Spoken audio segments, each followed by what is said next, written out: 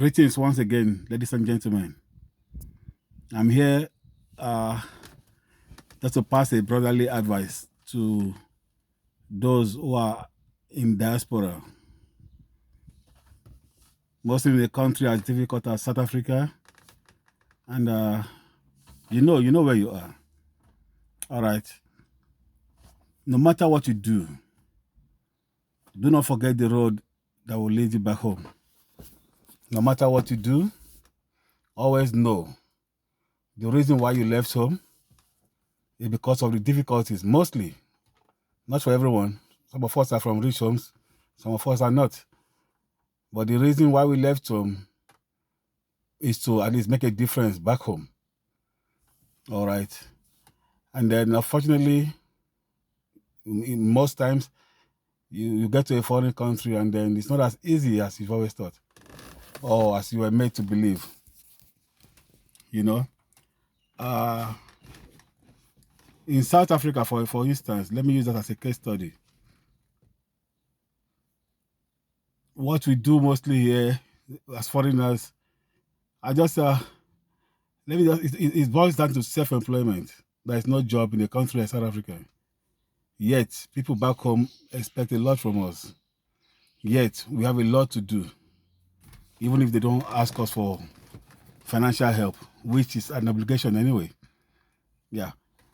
In a country as difficult as South Africa, in a country as difficult as most countries in the world, you find foreigners everywhere.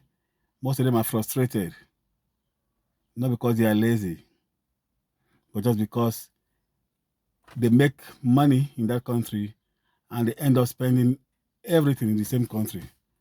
If not for rent, transportation, feeding, sometimes even your rent, your income is not enough to pay for your rent. But people back up, they don't know that. All they just want is money. And if you don't send, they see you as a failure. No, you're not a failure. So there's a way out of this. In a case where you don't make enough, but you still feel you have something on the side for excessive alcohol, womanizing. What I'm actually trying to say is this: savings is the key. Savings.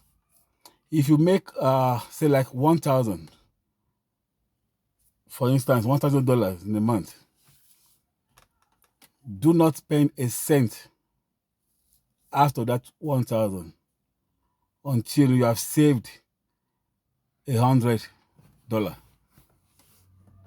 You can do your conversion. Make sure you save that $100 and pretend as if it never existed. Far away from your reach, Focus on the $900. You see, even if you have to deny yourself of that extra pleasure, drinking and stuff like that, womanizing, keep that $100. Squeeze yourself through in that 900. If you have to pay your rent and everything, at the end of every expenses you've made, you'll find out at the end of every expense, you find out you still have something saved aside. And then whatever is left of that $900, then you can use for your pleasure. But make sure you've made that savings. It works for me. You see, the following month, repeat the same thing. Knowing fully well there is a time for retirement. No foreigner hopes to die in a foreign country.